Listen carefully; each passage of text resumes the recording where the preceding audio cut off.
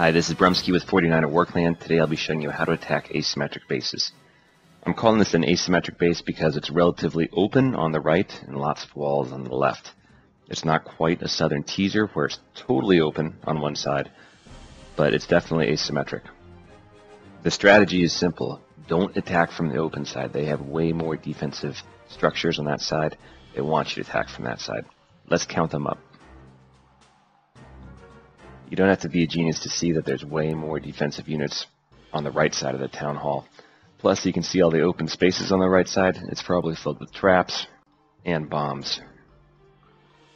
So you have lots of walls on the left, but way less defensive units. So the best strategy would be probably an air attack. You can see the air defenses on the right are pretty far from the town hall, making this a pretty ideal base. Now, looking at the attack strategy that EJ used, he took a couple balloons to take out the archer towers on the north and south sides. This is to make sure that the paths that the balloons and the lava hounds take are going towards the middle and they don't veer off towards the archer tower. Also lets the minions up there attack without being shot down. So you can see it's a pretty clear path for the balloons and lava hounds to take towards the center of the base. The expos are likely going to be here and here. And with most of our balloon attacks, we don't worry about pulling the CC ahead of time. The minions can clean them up. Okay, let's watch his attack in action. EJ is going to drop the line of balloons before he drops the lava hounds. I think he's doing that because the air defenses are relatively deep into the base. Also notice that EJ is dropping the minions on the sides first here before he drops the ones in the middle here. Now you drop the rage spells around the air defenses, and then you also drop the freezes on the infernos. Then your last rage will be right in the middle. Pretty easy attack, don't even have to drop the heroes. 2 stars. On the initial approach, EJ dropped the minions on the sides before he dropped the ones in the middle. That way those side buildings get destroyed and all the minions move up the middle together. If you start them in the middle, they're just going to start moving to the side buildings and not go up the middle. Okay, let's take a look at another asymmetric base. Now on this one, he was smart and put the air defenses all on one side of the base.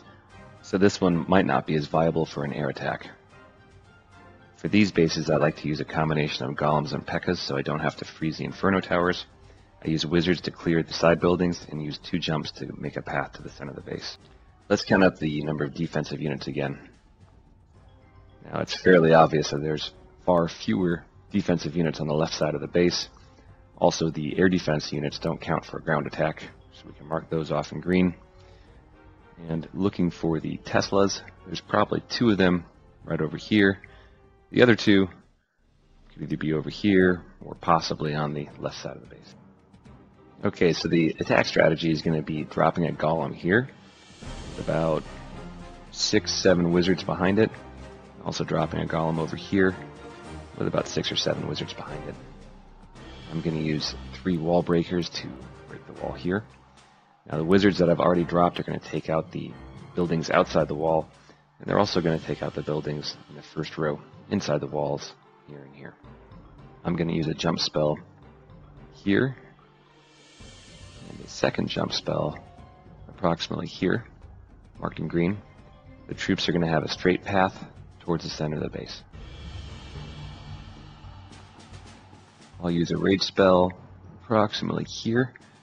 And that'll be able to enrage the troops for attacking the town hall and also for attacking the heroes. They're going to come out and meet the pack of troops right about here and here. With most of my ground attacks, I try to pull the clan castle ahead of time. I'm going to use 3 giants right over here to pull the clan castle troops. And in this case, I use a lightning bolt, but you can also counter it with witches and wizards. Let's watch the attack in action. I'm going to pull the clan castle troops with 3 giants. And you can see that 2 witches came out, which is hard to hit with 1 lightning bolt. Now I can see 2 buildings here and here, and you can use these to funnel the witches to one point. I drop 1 troop over there, and they happen to come together at one point there. Actually pretty lucky. I dropped a lightning bolt right there. It's pretty hard to kill witches with lightning bolts. You got to drop it right at their feet to get it right. Now I pulled the rest of the troops back to where I'm starting the attack. It's pretty easy to kill the skeletons and archers off with your wizards. I dropped 2 golems, more wizards, 3rd golem, more wizards. These are to clear off the side buildings. Once the wall is broken, the golems get redirected Now I dropped the rest of the troops a little bit early. I should have waited for the golems to take the lead. I drop a rage spell where the enemy heroes come out.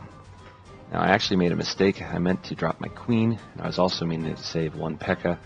I used the second P.E.K.K.A. and the extra wizards to take out some side buildings to make sure I get the 50%.